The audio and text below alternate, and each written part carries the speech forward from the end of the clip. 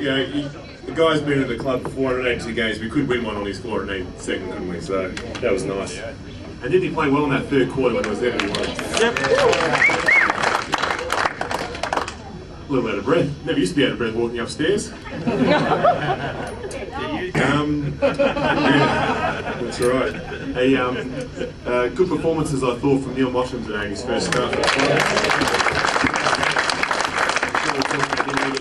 As well, but the energy, I thought, was what got it there for us in that third quarter.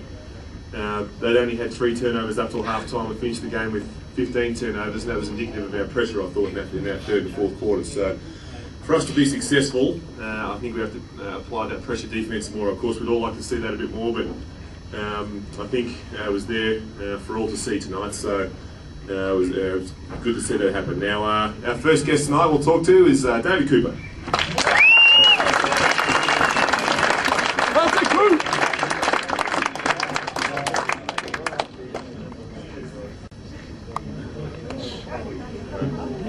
Looking like the bionic man. Now, we haven't got, let's talk about that first half for a moment. Can anyone hear that? Yep. Yeah. That first half, it was not our ideal first half. They were carving us up from the perimeter and knocking down their jump shot. Yeah, we were, I don't know what it was really, we kind of thought we had them after the first quarter and we let off a little bit.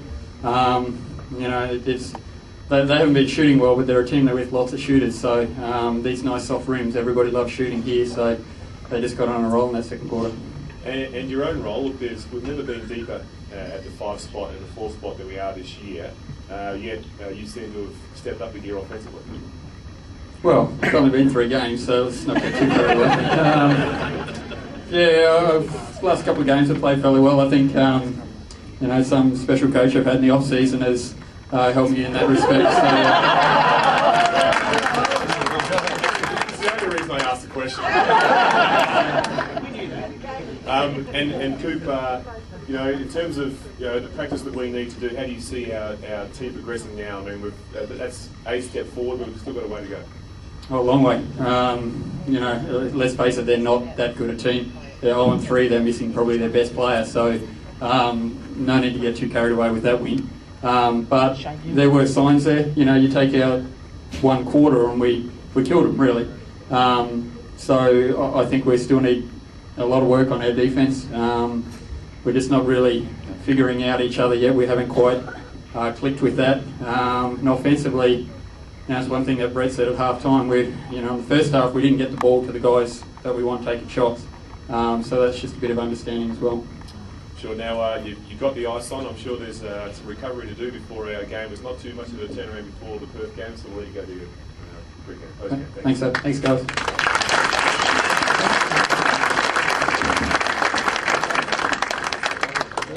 Is Adam Ballinger up there? He is. Okay. Adam Ballinger, everyone.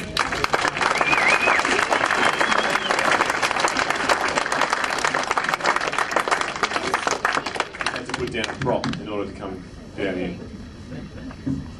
Adam, another fantastic game and some clutch free throws towards the end there. Yeah, the free throws I was shooting pretty well at the beginning of the game, so they're always easier to shoot at the end.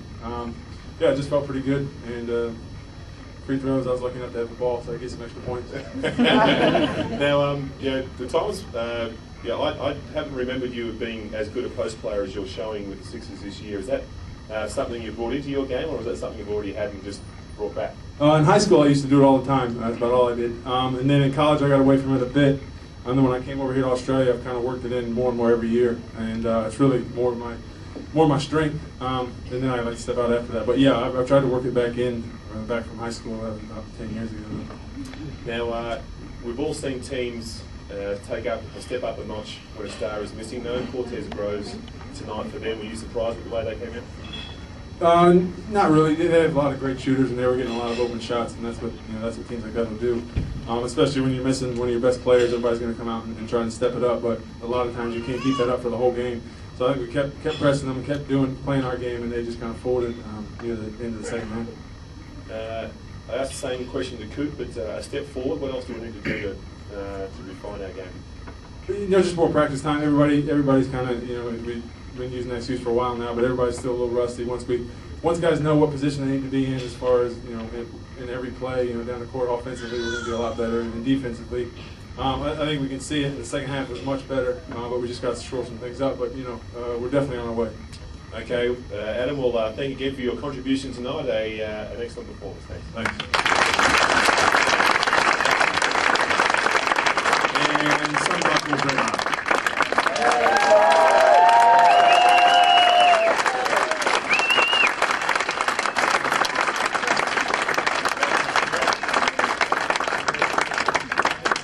Well, mate, walking you with your thongs there, you look like you've just come from a barbecue. Look, you're not one of those people who likes to look back at your achievements, but one look inside your crowded pool room suggests you've had a fantastic career. You've just broken the games record for the club. Can you add a little perspective on perhaps where you've come from and what you've already achieved? Yeah, I guess I've done a couple of interviews through the week, and they've asked me where this places in the whole scheme of things, and I think basketball is a little bit different to most sports, single person sports. It's very much team orientated, so for me the team things of the championships and Olympic Games certainly far outweigh this. And then I think pretty early on in my career getting named captain was a big honour of a team that I've grown up always admiring. And to take that from Mark was big shoes to fill, and then to do it tonight, it probably ranks in around there, I guess. Personal achievements, every team person will say they don't rank all that highly. It's more the team things that we get along the way. So I was very touched though. It's hard to show it right before a game when you're trying to be focused. When you get an award, you can't really break down and cry, although you probably would have said that. But no, I was very touched by the reception I got there. Now, be honest, how hard did Mark Davis squeeze your hand as he was handing over that? Now, moving forward, look, basketball business, it was hard. They played you really tight in that first half, not too many opportunities, and perhaps the same last week. They were really muzzling you, and it was good to see you break free in that third and fourth. Yeah, I think a lot of teams are denying me the ball, and as I said at half time, we're not really at this stage gelled offensively as yet. We don't know who to get the ball to, when to get it to them, and how to get it to them. We still haven't mastered that yet with so many new guys, and it's probably going to take a little while. We're still trying to get some guys more court time. Neil played a lot more tonight, Mike played a bit more tonight and showed a little bit more.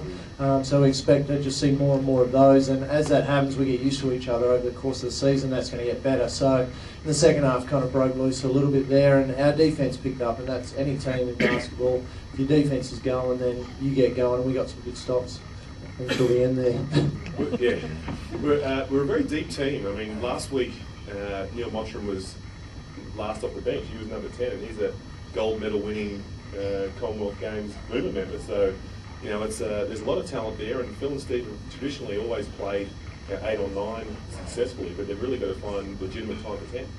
Yeah, they've gone with that philosophy this year. I think they've seen Brisbane do it exceptionally well. They've had a deep team the last couple of years. They play up the court and pressure all game long, and they just rotate 10 players, which, as you know, being a coach, is exceptionally difficult to do, and to keep guys that are hot, still hot, taking them out of the game, and just get a good mix of that is exceptionally hard. But they're trying to do it this year, get all of our good players good minutes, and it's going to be difficult for them, and different circumstances will probably change it a little, but I think we've got pretty good depth, as you said, and I think Neil playing tonight was a real good match-up against Nick Horvath, who we know very well, and he doesn't play as well against someone that's going to push him out further than he likes to catch it, so that was probably a bit of a good tactic from the coaches.